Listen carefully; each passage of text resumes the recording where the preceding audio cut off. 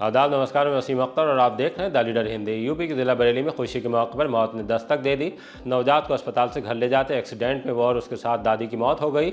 मां और पिता जख्मी हैं। अंदाजा लगा सकते हैं कि खुशी वाले घर में दो मौतों की खबर से क्या हाल हुआ होगा। खैर, होनी को यही मंजूर था। पांच कॉलोनी की एक महिला को साइबर ठगों ने 42 घंटे डिजिटल अरेस्ट रखा। तब एसपी सिटी मानुष पारीक और फोर्स पहुंच गया। प्रेम नगर की मुस्लिम लड़की लौट आई है जिसने खुद को बालिग बताते हुए सनातन धर्म अपनाने और प्रेमी से शादी करने का वीडियो जारी करके 6 माह पहले खलबली मचा दी थी। आला हज़रत की उर्स और गंगा महारानी शोभा यात्रा को लेकर कलेक्ट्रेट में फिर बैठक हुई है। तिरंगा रैलियों के जरिए जश्न आज़ादी को लेकर माहौल बनाया गया है।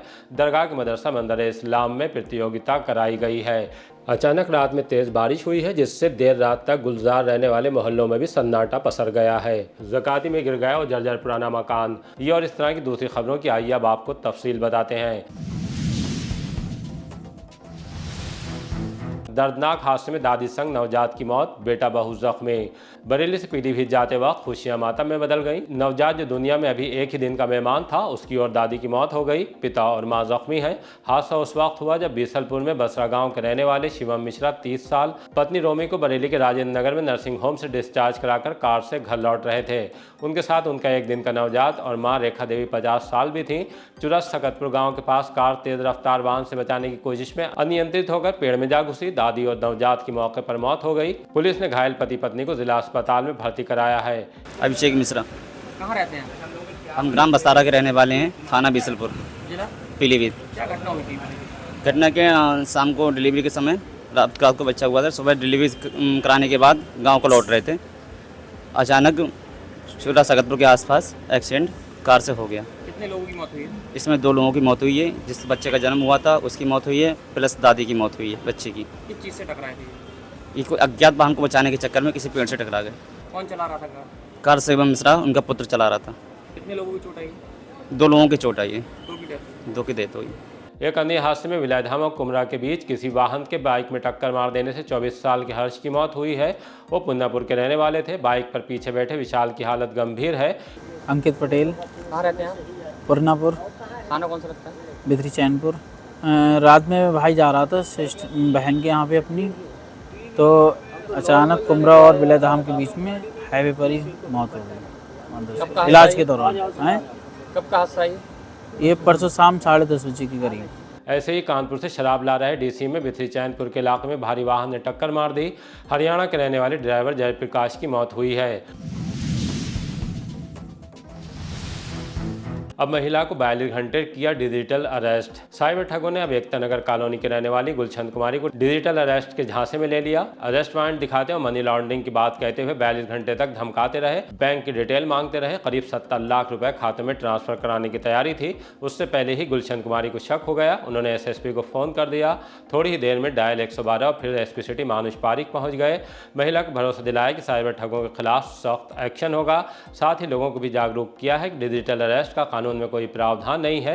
इसके बूते डराने धमकाने वालों के जाल में नहीं फंसे। पर्सनल जानकारी उनसे शेयर नहीं करें। मैं गुलशन कुमारी, पुत्री श्री श्यामदास अरोरा, एकता नगर बरेली निवासी, आपको ये बताना चाहती हूँ कि परसों मेरे पास एक फ़ोन आया था 11/8/2025 को, और जिसमें मुझसे विभिन्न तरह की जानकारियाँ मेरे बैंक अकाउंट से मेरी पर्सनल डिटेल्स मांगी जा रही थी। और परसों से आज 13 तारीख तक, 13 अगस्त तक मेरे पास लगातार फ़ोन आते रहे। एक तरह से उन्होंने मुझे डिजिटल अरेस्ट कर लिया और धमकाते थे मुझे कि आपने घर में किसी को बताना नहीं, घर में किसी से बात नहीं करनी, एक बंद कमरे में रहिए और किसी को कोई इन्फॉर्मेशन आपको लीक नहीं करनी है। और उसके बाद जब आज बिल्कुल हद ही हो गई तो मैंने आज 112 नंबर पर और एसएसपी साहब को दोनों को कॉल किया। 112 नंबर पुलिस मेरे पास तुरंत पहुंच गई और एसएसपी साहब के निर्देश पर एसपी सिटी साहब हमारे घर आए और जिन सब ने पुलिस, प्रेमनगर पुलिस और इज्जत नगर डेलापीर पुलिस और एसपी साहब और इन 112 नंबर, इन सभी के सहयोग से मेरा सारा मामला उन्होंने सुलझाया और समस्या का मेरी समाधान करा, जिससे कि मैं एक बहुत बड़े नुकसान होने से बच गई।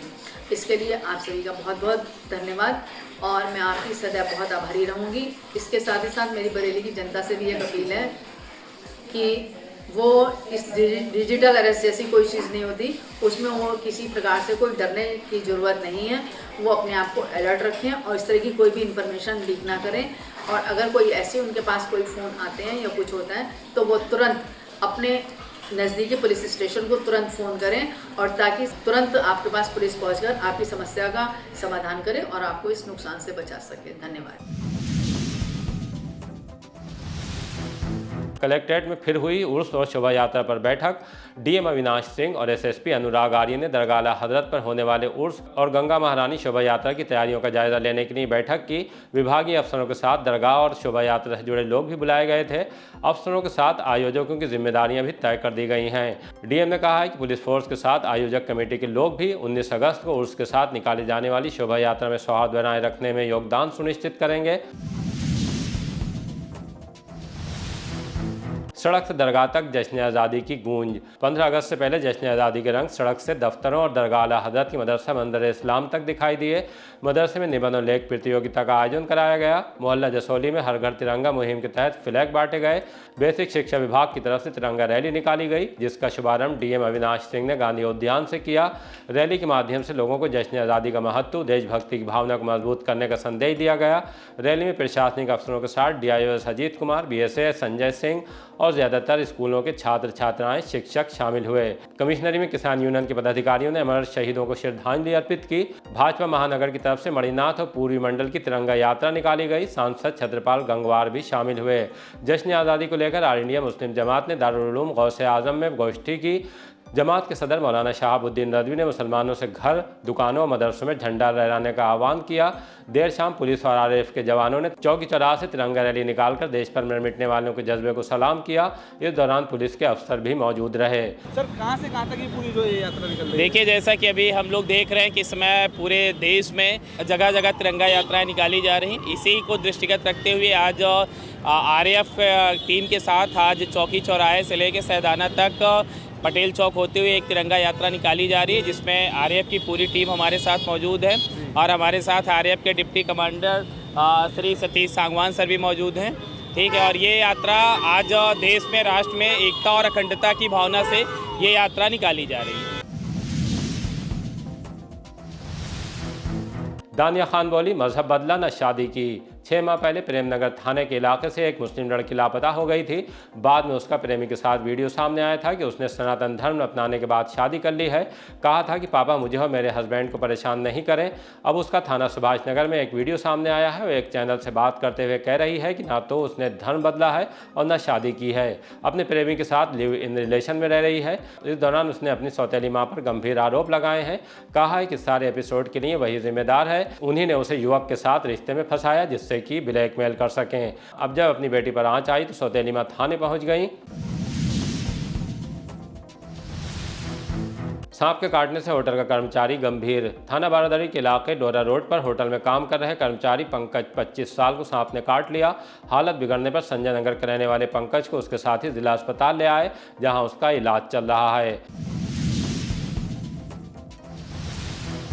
पोस्ट ऑफिस के कर्मचारी की संदिग्ध मौत। थाना भूता के गांव महेशपुर में रहने वाले भूपेंद्र कुमार की ड्यूटी से लौटते वक्त संदिग्ध परिस्थितियों में मौत हो गई। पुलिस ने शव को कब्जे में लेने के बाद पोस्टमार्टम कराया है। वो नवाबगंज पोस्ट ऑफिस में MTS के पद पर कार्यरत थे। हमने मौत की वजह जानने के लिए पोस्टमार्टम हाउस पर परिजनों से बात की, लेकिन वो कैमरे पर कुछ भी बोलने के लिए तैयार नहीं हुए। पुलिस का कहना है कि पोस्टमार्टम रिपोर्ट के बाद ही इस मामले में आगे की कार्रवाई की जाएगी। रात तेज बारिश से सड़कों पर पसरा सन्नाटा। दिन में तेज धूप के बाद रात में अचानक बादल आने के बाद तेज बारिश शुरू हो गई। सड़कों पर सन्नाटा पसरने लगा। देर रात तक गुलजार रहने वाले पुराना शहर के सैलानी इलाके में दुकानें खुली थी, लेकिन ग्राहक नदारद थे। बहुत से मोहल्लों में बत्ती भी गुल हो गई है। लोगों को जल भराव का सामना भी करना पड़ रहा है। ज़काती में गिर गया और जर्जर पुराना मकान। किला थाने के मोहल्ला ज़काती में जर्जर मकान जो पिछले दिनों करीब आधा गिर चुका था, रात में बारिश के दौरान उसका शेष हिस्सा भी गिरने लगा। इससे आसपास घरों में रहने वाले खौफजदा हो गए। मकान से बिजली का पोल भी सटा हुआ है। लोगों ने बड़े हादसे की संभावना को सामने रखते हुए बिजली घर से लेकर अफसरों के फोन मिलाए कि लाइट बंद कर दी जाए। मोहल्ले के लोगों ने द लीडर हिंदी को भी फोन किया, बताया कि बिजली अफसरों का फोन नहीं उठ रहा है। ऐसे में जर्जर मकान के इर्द गिर्द रहने वाले दहशत में हैं। इसी तरह की ताज़ा अपडेट जानने के लिए देखते रहिए द लीडर हिंदी, खरी बात मजबूती के साथ। हमारी रिपोर्टिंग पसंद आ रही है तो खबरों को शेयर कीजिए और हमारे चैनल को सब्सक्राइब करके हमारा हौसला ज़रूर बढ़ाइए।